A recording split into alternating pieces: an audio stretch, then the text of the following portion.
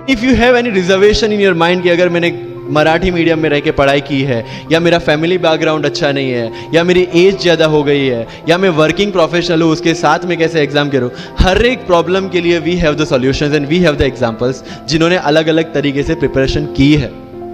All India rank 2 Anu Kumari madam 1.5 साल 2 साल के लिए अपने 2.5 साल के बच्चे को अपने से दूर रख के प्रिपरेशन किए at the age of 31 and she could become the IAS।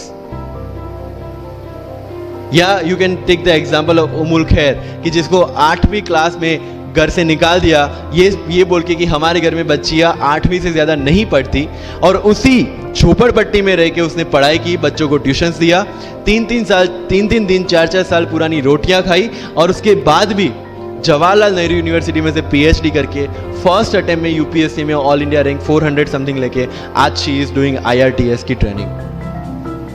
And with the genetical disorder की उसके जो बोन डेंसिटी वो काफ़ी कम है, तो आज तक 16 से 17 तो उनके ऑपरेशन हो चुके हैं। Do we have any kind of limitations like this? कोई जेनेटिक डिसऑर्डर, या घर से निकाल दिया गया हो, या खुद मजदूरी करके पढ़ना है? No. Then what are the problems?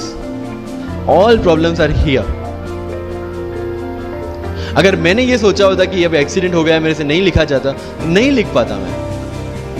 मुझे किसी ने पूछ लिया कि सफीन हसन के अचीवमेंट्स इतने हैं, इतना सब कुछ मतलब पा लिया है, what is the failure in life? And I said there is no failure in my life, there are certain experiences in my life.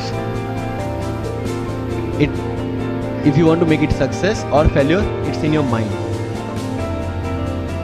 अगर किसी चीज आपके साथ कुछ हुआ, उसमें से सीख के आगे बढ़ने का एटीट्यूड आपके पास होगा, UPSC is all yours. So वही चीज जो कहावत है, डिजर्व बिफोर यू डिजायर।